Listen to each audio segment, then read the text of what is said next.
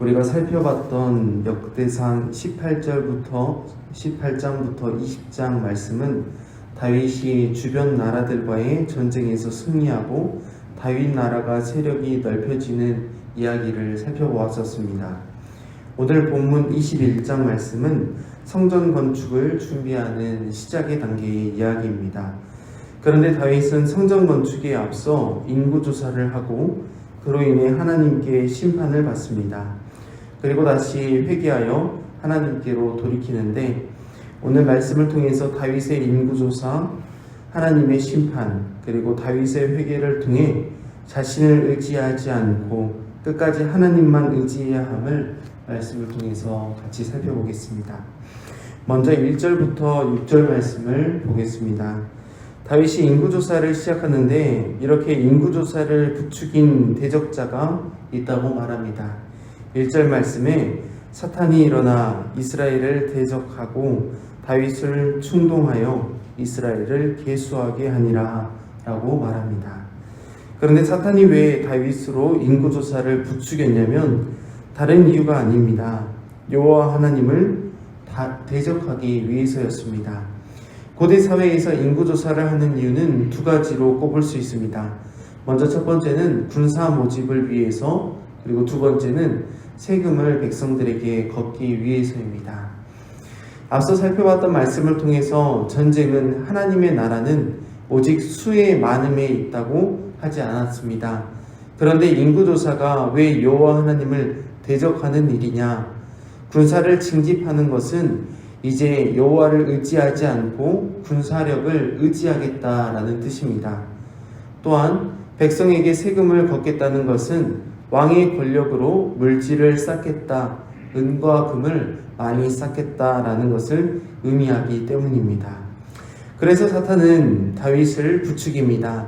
더 이상 여호와 하나님을 의지하지 않고 내 자신의 힘과 이력, 내 자신의 부를 의지하는 것을 부추기는 것입니다. 우리의 죄악된 본성은 악한 생각과 죄악된 마음을 억누르고 살아갑니다. 그런 인간의 욕망을 부추기는 일을 사탄이 하는 일이라는 것입니다.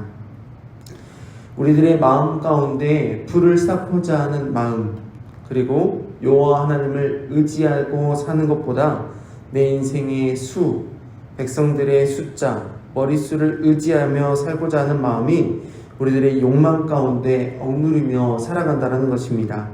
사탄은 이것을 잘 알기에 다윗의 마음을 추궁하고 부추겨서 하나님을 대적하게 만듭니다. 요압은 이런 다윗에게 직설적으로 인구조사가 여호와 하나님 앞에 죄라는 사실을 전합니다. 그런데 다윗은 듣지 않습니다. 인구조사는 결국 이스라엘의 장정수가 110만 명이고 유다의 장정수는 47만 명이라는 사실을 알게 합니다. 여기서 본문에서 칼을 뺄 만한 자라고 기록하고 있는데, 본문 말씀은 결국 전쟁을 할 수 있는 장정을 뜻하고 있습니다. 그래서 본문에서 칼을 뺄 만한 자라고 하는 것은 결국 하나님을 의지하지 않고 전쟁에 나가 승리할 수 있는 장정의 수를 의미하는 것입니다. 그리고 레위와 베냐민 지파는 인구조사에서 빠지는데 요압이 인구조사를 끝내 반대했기 때문에 레위와 베냐민 지파는 인구조사에서 계수되지 않음을 알 수 있습니다. 이어서 7절부터 15절 말씀은 하나님의 심판을 기록하고 있습니다. 요압이 다윗을 말렸지만 다윗은 인구조사를 강행했고 결국 하나님께서 다윗과 이스라엘을 치셨습니다. 어떻게 치셨냐? 재앙을 내리셨는데 어떤 재앙을 내리셨냐라는 것은 구체적으로 알 수는 없습니다. 다만 여호와 하나님께서 이러한 인구조사를 강행하는 다윗을 치셨다라는 것만 오늘 본문은 기록하고 있습니다. 7절 말씀을 여러분들이 한번 읽어보십시오. 오늘 본문 21장 7절 말씀 읽습니다.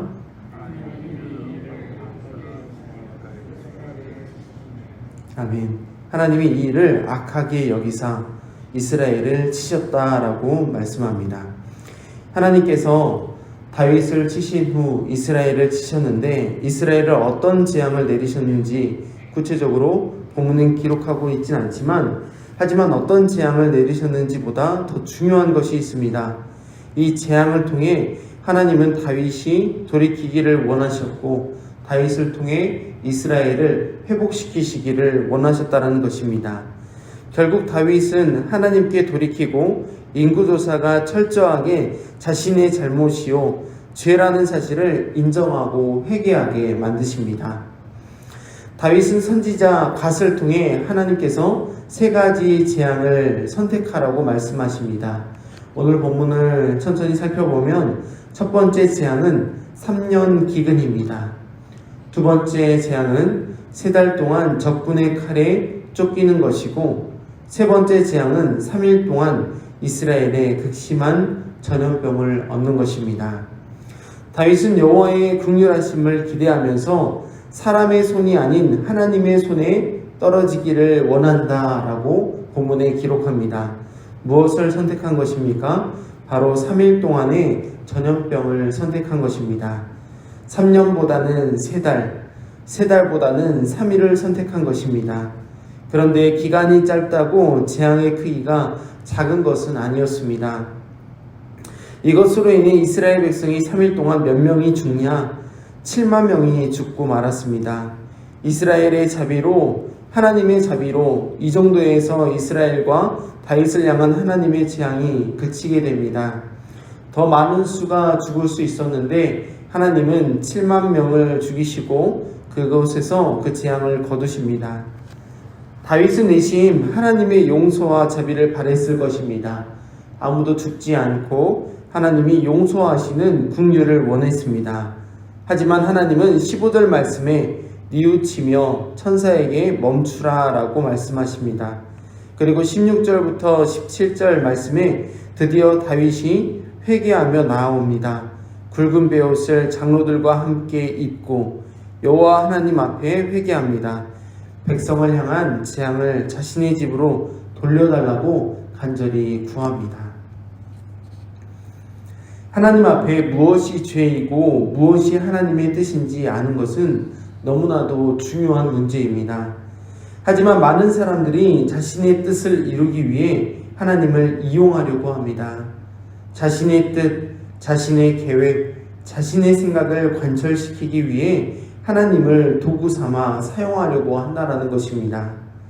그렇기 때문에 때마다 하나님은 이스라엘 백성이 옳은 길로 갈 수 있도록 재앙을 통해 간섭하셨습니다. 재앙을 통해서라도 백성들이 옳은 길, 회개의 길, 하나님 편에 서도록 하나님은 재앙을 사용하신 것입니다. 재앙을 통해서라도 그것이 하나님의 뜻이 아니라는 사실을 깨닫고 회개하며 돌아서기를 바라는 마음이 하나님 아버지의 깊으신 뜻이었기 때문에 재앙을 사용하신 것입니다. 7만 명이라는 숫자는 이스라엘 전역의 백성들의 숫자에 비하면 큰 숫자는 아닙니다. 그럼에도 불구하고 하나님은 이스라엘을 돌이키시고 다윗을 돌이키기 위해서 7만 명을 여호와의 천사의 손에 통해 치신다라는 사실입니다. 우리의 인생을 돌아보면 내 뜻, 내 생각, 내 마음대로 되는 것이 없기 때문에 화가 나기도 하고 때로는 원망스러운 말을 입 밖으로 낼 때가 있습니다. 그때마다 하나님은 뭐라고 말씀하십니까? 우리가 잘 아는 요나 선지자의 말씀을 통해서 살펴본다면 요나 4장 4절에 하나님은 이렇게 말씀하십니다. 내가 성내는 것이 옳으냐라고 말씀하십니다. 무엇이 옳은 일인지 그릇된 일인지를 알아야 스스로 죄악된 길에 빠지지 않을 수 있다는 것입니다. 그래서 하나님께서 우리 자신을 통해서 돌아보라는 것입니다. 내가 성내는 것이 과연 옳은 일인지 하나님 앞에서 스스로 판단해 보라는 것입니다. 따라서 우리는 다윗을 통해 무엇이 악한지 무엇이 선한지를 다시금 분별할 수 있게 됩니다. 말씀을 통해서 다윗이 옳은 선택을 했는지 그릇된 선택을 했는지 간접적으로 알게 된다는 것입니다. 나로부터 시작된 것은 내 이성, 내 판단, 감정, 그리고 내 뜻, 사단의 부추김에 따라 하나님 여호와의 칼보다 자신의 칼을 의지하는 불신이 언제든지 도사리는 사실이기 때문에 자신의 뜻을 의지하는 것이 하나님의 뜻을 의지하는 것이 아니라 오히려 거스르는 것이라는 사실을 알게 합니다. 따라서 하나님으로부터 시작되는 것, 하나님의 뜻, 하나님의 계획, 하나님의 말씀과 하나님의 나라는 결코 사탄이 그것을 이루도록 부추기지도 않을 뿐더러 오히려 그것과는 정반대로 우리를 유혹하고 시험한다는 사실을 우리 모두는 알아야겠습니다. 그렇다면 우리는 무엇을 선택해야겠습니까? 내가 아니라 하나님을 선택해야 합니다. 다윗처럼 자신의 뜻이 아니라 하나님의 뜻을 선택해야 합니다. 내 기준이 아니라 하나님의 명령을 듣고 순종해야 할 줄 믿습니다. 이스라엘은 하나님의 것이며 그 나라도 하나님의 것입니다. 이스라엘은 다윗의 것이 아닙니다. 그의 나라가 다윗에게 맡겨졌다고 해서 다윗이 그 모든 것에 책임이 있는 것이 아닙니다. 모든 것은 하나님의 것입니다.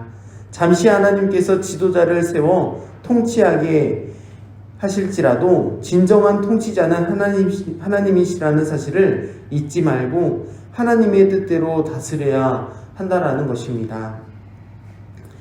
우리의 가정, 자녀, 교회를 돌아보면서 나 한 사람으로 인해 공동체가 어려움을 겪을 수 있다는 사실도 깨달아야 합니다.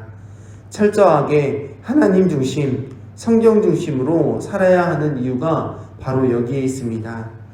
하나님의 뜻을 거스르는 나의 죄악된 본성의 생각과 마음, 동기를 예수 그리스도의 이름으로 물리쳐야 하고 하나님의 말씀이 인도하는 대로, 하나님의 말씀이 명령하신 대로 자비와 사랑과 긍휼하심과 은혜가 풍성하신 하나님께 우리의 인생을 의탁할 수 있기를 바랍니다.